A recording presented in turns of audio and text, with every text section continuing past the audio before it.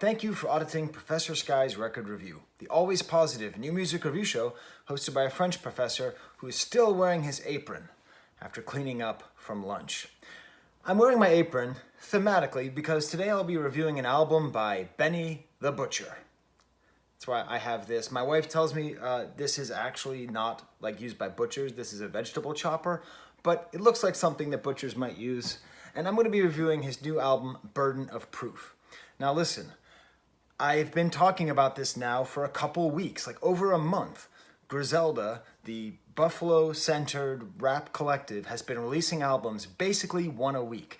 Basically every Thursday, I tell my family another Griselda's coming out, and they go, again? And I say, again. And they say, are they bad yet? And I said, no, they're not bad yet. I keep waiting for them to release something that isn't awesome, that isn't hot for me to review. I keep waiting for Griselda Fatigue, which I mentioned on my last review, and it's just not coming. It is another great, awesome, super solid album that does more than just, it's not just a good Griselda album. It is a very, very good rap album in general, and it moves Griselda forward, and I would even argue that it has the potential to move gangster rap forward as a genre. It has the potential to move crack rap forward as a genre. Now, part of the reason why this project is so interesting is, when I was getting ready, the first thing I do whenever I review a rap album, I go to title and I hit info and I look at the producers. And if I see there's like 20 different producers and like a whole bunch of different names, that usually kind of turns me off a little bit. I like to see fewer producers, and I like to see interesting producers, If I've never heard of them, I'll keep track of names that I like, and I'll keep on following their career. So I was expecting to see the same thing I've seen from most Griselda albums, which is mostly by Derringer or by Beat Butcher or by The Alchemist. And I was kind of expecting the cool kind of retro throwback beats with a nice grimy feel. But instead, what do I see? Hit Boy, Hit Boy, Hit Boy, Hit Boy, Hit Boy, Hit Boy. Hit Boy produced the whole album. They could have called this Benny the Butcher with Hit Boy, Burden of Proof. And the thing is this. I love Hit Boy. Hit Boy doesn't necessarily have one particular style. He's just an amazingly solid producer. And what I was wondering is, does the Griselda style, does their elegant crack rap style, can it hold up to a maximalist producer like Hit Boy? Because the thing about going in the old Wu-Tang style, which is the way that Derringer does it and the way most Griselda projects sound, is you can rely a lot on a gritty atmosphere. But what do we do now that we have this producer who produced things like Backstreet Freestyle, which there's a YouTube video. I'm going to put it in the comments, in the description. Watch Hit Boy describe how he made Backstreet Freestyle, which I would put in the top 5 rap songs ever produced, just in terms of production. He also did N-Words in Paris. He did a lot of amazing, great songs, but the thing is, he's not minimalist. He's not atmospheric. He does interesting things. He moves things around. He constantly changes modulation and works with dynamics and has tons of samples. So can the Griselda style of rapping be supported and not overshadowed by this different kind of production? And it absolutely does. For the most part, the production is very sort of just mostly soul samples, chopped up and pitched and sometimes taken out and put back. Just a delightfully produced album. The kind of album where if you had the instrumental version, you'd be totally happy. And then that's mixed with Benny the Butcher's rhymes. Now, I'm going to be honest, I only got into Griselda with their full album WWCD, okay? So I missed like 15 EPs and all these other projects. I jumped on board and I realized I have to review everything they do until they become whack. And that will happen someday, but it's not going to happen yet. And for some reason, even though I've reviewed many projects by Conway and many projects by Westside Gunn, I have not reviewed any projects by Benny the Butcher. He just somehow missed. So because of that, he's always been my least favorite because I just don't know him the best. And there's something about his style that always seemed a little bit bland, a little bit just sort of straightforward. I sell crack, I sell crack, I sold crack, I sold crack. This album completely disabuses me of that myth. He is an amazing rapper who is doing way more on this record than just talking about crack. He is doing his absolute best to be a psychologically honest gangster. I'm going to take some time to describe that. So this is the thing. A lot of the reason why some people like Griselda is because they really did it, man. They really sold crack. They can tell you all the words for selling crack and what it means to step on a brick and what it means to have a chicken and all that stuff, right? And my point has always been, it doesn't matter if they really did it. What matters is that they make good art. And if they did it or they didn't, it doesn't matter. To which my comment section gets filled with, yeah, but they really did it. Okay. I don't care that they really did it, or I didn't care until this project. Because what Benny the Butcher is doing is something way more interesting than rapping about really selling crack. He's rapping about the psychological ramifications of that life. He seems obsessed with this concept of there being two different sides, talking about the difficulty of jail, of losing his actual brother and losing people who are like his brother. It's about remorse, loss, jail time, and feeling completely unsatisfied by his life, about the wish to do it over again. And in that way, this feels like a real gangster rap album, a real crack rap album. And I'll give you some specific quotes later from the album that make sure you understand how clear this is in his message. But it's just wonderful. It's a really interesting way of pushing this whole narrative forward, because we are all tired. All of us are tired of hearing about weight and coke and plugs and all that stuff. But what about the other side of it? And finally, someone is presenting it in a way that feels interesting. It's not like some fake scared straight thing. It feels like it's filled with emotional honesty all the way throughout, which you don't expect from the guy who's kind of the toughest. Now, when it comes to his style, his rapping style, his sort of famous slogan is the butcher is coming, and then followed up with the N-word, which I don't say on this show for obvious reasons. And it's a great slogan. And even if you listen to the clean version, the butcher's coming. Like, there's something about that that's menacing. Like, you get the sense that you don't know who the butcher is, but if he's coming, you're in trouble. And the sense that I get listening to his flow and his rhyming is that you're being chased down the street by somebody who you owe money. Like, that's kind of the feeling that you, like, there's an adrenaline to it. There's like the butcher's coming. Like, that's the feeling that you have. And I don't know how he's able to do it. Maybe it's just, there's a relentlessness to his flow and a smoothness at the same time that it's like, I don't know, like Jason in Friday the 13th or something. Like, this guy, speaking of butcher's hatchets or vegetable hatchets, like the sense that they're coming and they're going to get you and you can't escape them. So you put that all together and you have this album. You have an emotionally honest album about a life of crime, produced by somebody who's one of the best in the game at putting together interesting rap beats with a flow that is completely relentless. I swear to God, that the Conway album from like 3 weeks ago is as good as this. And it's one of the best albums I've heard all year. What the hell are these guys doing? It's awesome. My only complaint is that at times the songs can be a little bit half-baked. So it can feel like there's sort of like an idea, and it's a good idea, but then they kind of draw off. And this is maybe a heritage of their EP style, where you just kind of keep putting music out. That might just be a different way of making music that I need to get accustomed to. That it's not so much that it's half-baked, but that the nature of making music has changed a little bit. It's a little bit less precious, a little bit less developed.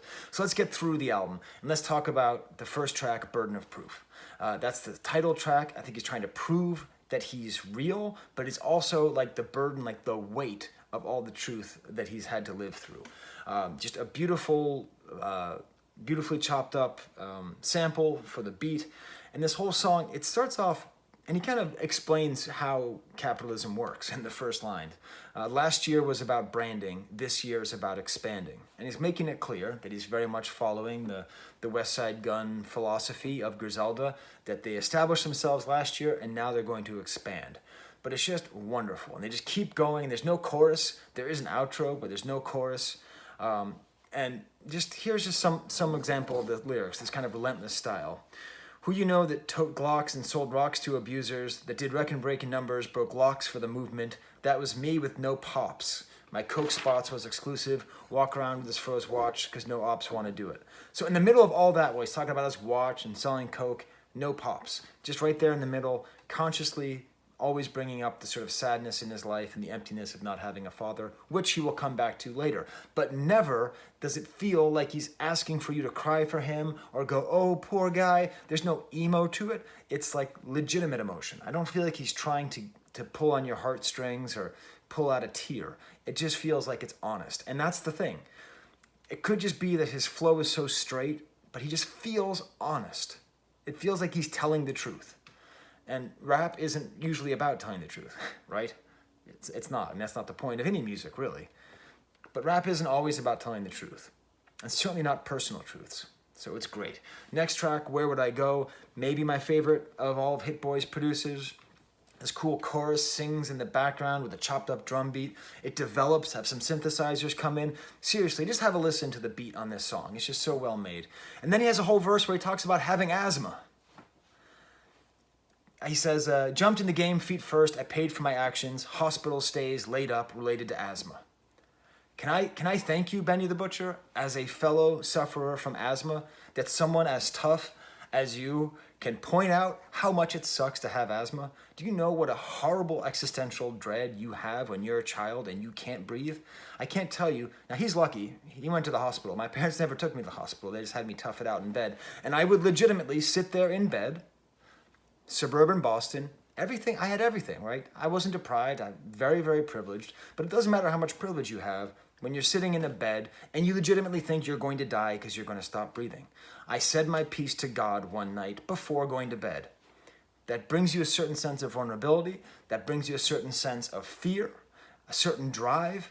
And the fact that he's talking about it right here, hospital stays, laid up, related to asthma, is excellent. It's the kind of vulnerability that he's able to do.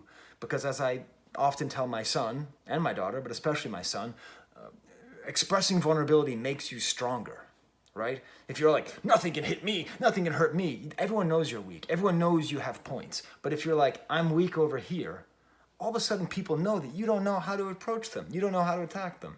So he has that strength that comes from vulnerability. Rick Ross comes on, and like everyone else who does any guest spot on Griselda, Griselda is doing them a favor, not the other way around. Of course, Rick Ross is way more famous, but appearing on a Griselda album is like, I'm real. But he's good. I mean, he's always good. Is Rick Ross ever bad on a guest appearance? I mean, I roll my eyes at him because I get a little bit tired of his shtick, but like, he's always good. It's always cool. He has that cool voice and the producer tag in the back. He has kind of a cool thing where he breaks up each line of his verse into two sections: pistol heavy, the money bagger, the bitches at me, up the ladder. This song kind of ends kind of quickly as well. I also jumped over the interlude that preceded the song, which is a very regrettable Joe Pesci interlude.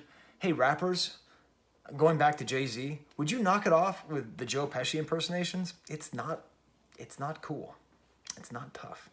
It's a bad Joe Pesci impersonation. Then the next track, Sly Green. Again, this is a real good example of how Hit Boy sort of elevates the material with his production. The production on the first verse is just insane. There's like the organs come out and come back in. He takes the voice and echoes it behind and manipulates the voice. At a certain point, everything drops out and it's just the voice. He's doing so much to make sure that there's a depth, there's a richness to the texture of this production, and just this super relentless flow. I mean, the chorus is, it's blood on the money, blood on my hands, but it's just, people want the formula, Griselda's the factory, you need $1 million and an army tank just to match me. Dior, my new habit, lawyers in suit jackets, I'm eating with a lot on my plate, I chew faster, right? I'm an old hustler, but I'm as rich as these new rappers. I'm the butcher, so these ratchets like two hatchets. You got my rumors on your name, I got shooters in my gang. Just on and on and on and on. And this beautiful line, I'm eating with a lot on my plate, so I chew faster. He has a lot of great turns of phrase like that, which communicate a lot very simply. That's a very simple line. I'm eating with a lot on my plate, so I chew faster. But it gives you an indication of the ambition, how well he's able to describe his ambition initially as a criminal and now as a rap artist. And of course, he talks about having a hatchet, much like I have a hatchet, a vegetable hatchet. I didn't ask my wife, why do you need a hatchet to cut vegetables? I don't know. Apparently, this is named after a famous Buffalo gangster, Sly Green. I don't know. Then we get to the track One Way Flight. Another excellent Hit Boy beat, chopped up soul sample, all mixed up. A very typical drum sample. I'm recording this and releasing this the day it comes out. So I didn't have time to look up the drum sample, but it's the drum sample you've heard 100 times. But what's cool is that Hit Boy always doing something else. He slows it down on the second verse. So he slows down the drum sample and slows down the whole song. Little tiny just bursts of poetic beauty from Benny the Butcher. What's more important, the flower or the soil that grows it? Now, Freddie Gibbs makes an appearance on here. He does the chorus and then drops a verse that's mostly talking about how he's not going to drop a verse. He does refer to basically being a cyber pimp, like having a woman on OnlyFans. And I've never heard anyone reference being a cyber pimp. So there you go. Also, have you ever said the words cyber pimp? It's kind of fun. Try it at home. Cyber pimp. The track Famous is my favorite track on the album. It's got this crazy, almost psychedelic rock sample, and it's all about being famous. But it's about how being famous, you don't feel famous. This is that vulnerability I was talking about. And this is what's cool. This album is annotated on Genius.com by Benny himself. He goes on in each song he explains. And he explains himself here about what this song is about. It's hard, I'm not going to lie. We are street dudes, man. I don't mean we devils, I just mean the type of environment that we from the bottom. It's hard seeing people look at me a certain way and having their public opinion on me. I'm just a regular person, and they don't look at me as a regular person. And ultimately, he finds himself constantly trying to chase the thing that he thought he wanted. I never think I make it out the hood, and now I don't know, and it don't feel how I thought it would. He talks about having cars and money and women, and it doesn't feel the way he's supposed to feel. This is the great disappointment. The great disappointment for all ambitious people. When you're driven to attain something, and then you attain it, and you find at the end of that rainbow, there is nothing. There's just mist. There's no pot of gold. There is no ending to this search, because it's an internal search, right? When you're searching for fame, you're searching for validation, and he's never going to get it. And he just says it out there with absolute psychological honesty, I don't feel famous. He is famous, and he doesn't feel famous. Fascinatingly enough, he goes further and says the only time he felt famous was when he had his first brick, his first large quantity of cocaine, right, which he would be able to sell. The funny thing about this is that he's describing that through rap, through crime, and then through rap, and then through becoming a mogul, he is trying to chase the feeling he felt when he first got a brick. The first time he felt famous, the first time he felt validated through his efforts. He felt something that he wouldn't feel again. And this is the irony. Why do people do drugs? Because they're chasing that very first high.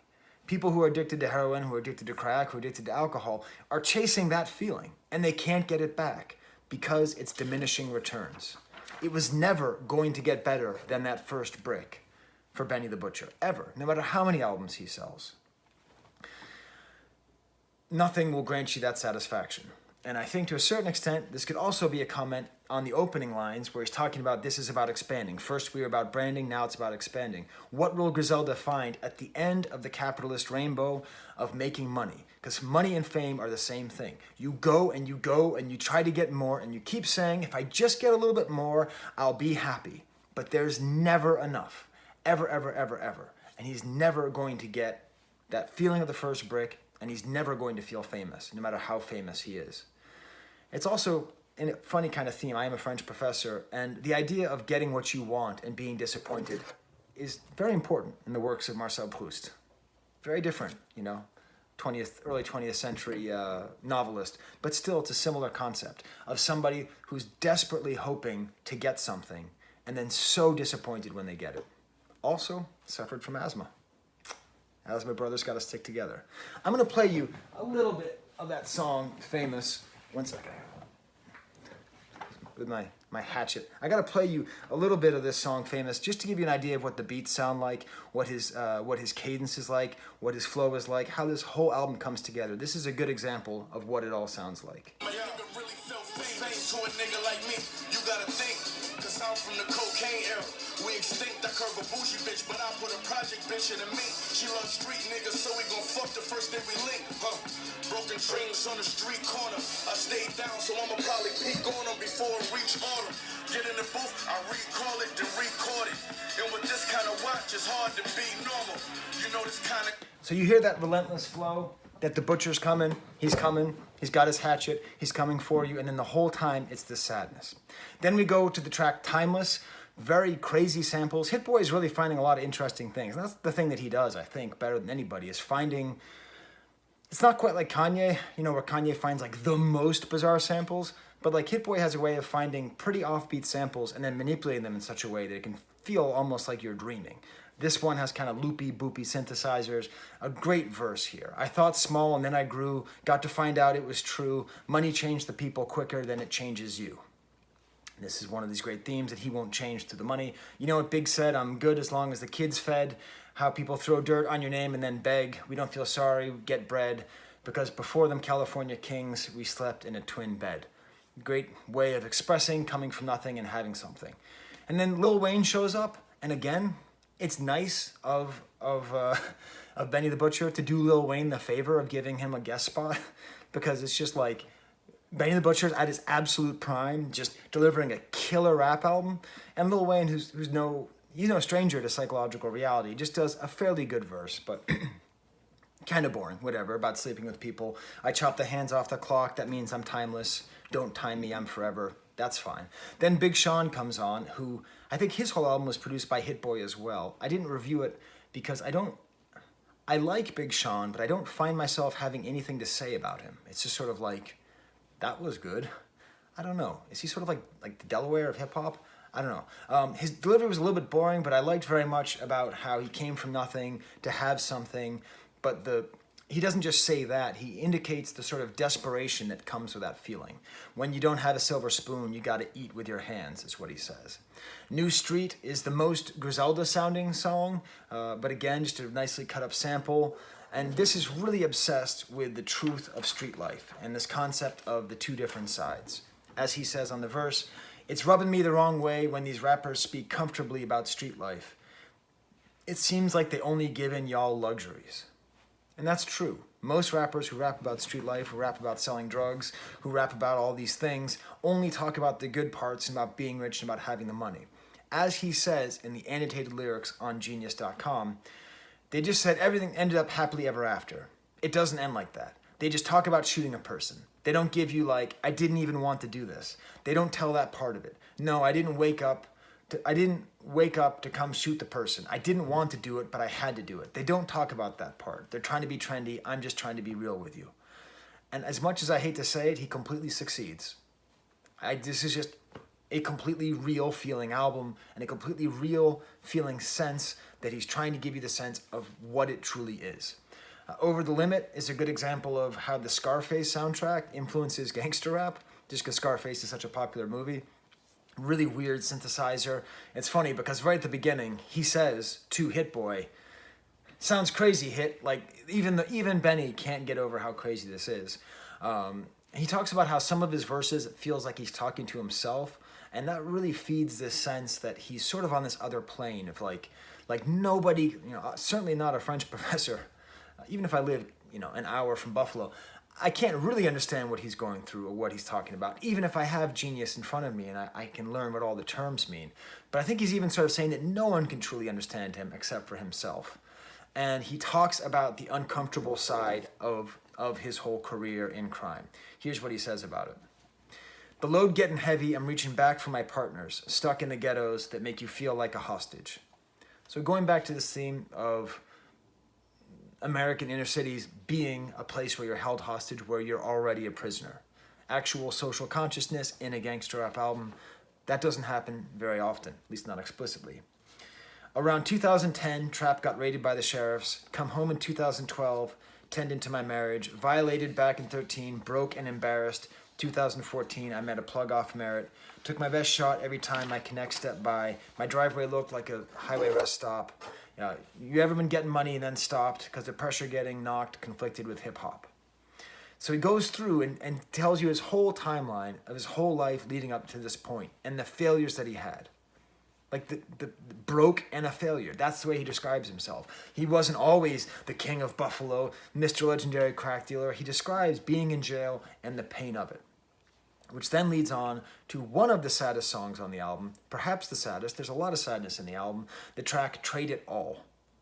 in which he says that he would trade everything to get back the people he lost, in particular his brother. Okay? So he lost his brother. I have 3 brothers. There's no amount of success or money or fame that would be worth losing one of my brothers. And so that's what he's saying. I would trade it all to get it back. Nice soul sample, good drum machine here. It feels as though Hit Boy is making a beat that almost struggles to get to the next bar.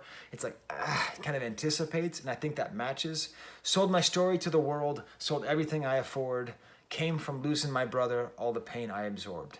So in a way, it's like the blood that he was talking about previously that's on his hands might even be his brother's. Getting even more emotional, we get to the track, Thank God I Made It. This time it's a gospel sample.